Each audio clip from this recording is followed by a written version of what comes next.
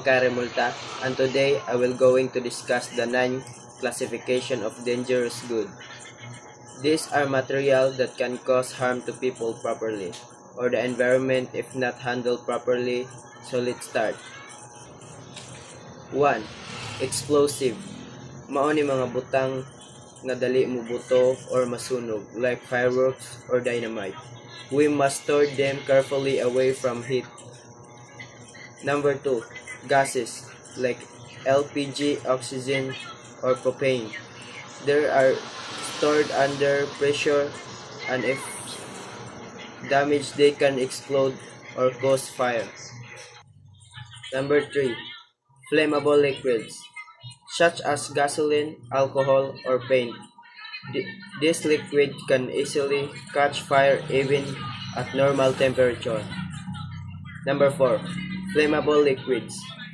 These are liquids material that can burn easily, like matches or sulfur. Number 5. Oxidizing substances and organic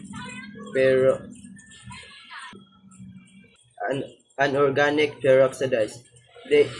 They don't burn themselves pero they help another material burn faster. Example, hydrogen peroxides. Number 6. Toxic and infectious materials. This can cause sickness or even death. If ma-inhale, mainom, or matandog, example, pesticides of medical waste. Number 7. Radioactive material. This give off radiation that can harm humans and the environment. Example, uranium, used in power plants. Number 8. Corrosive substances like acid or bleach. This can burn through skin or damage mental surface. Number 9. Miscellaneous dangerous goods. These don't fit other classes but they are still dangerous, like helium, batteries, or dry ice. So that's all about the 9 classification of dangerous goods.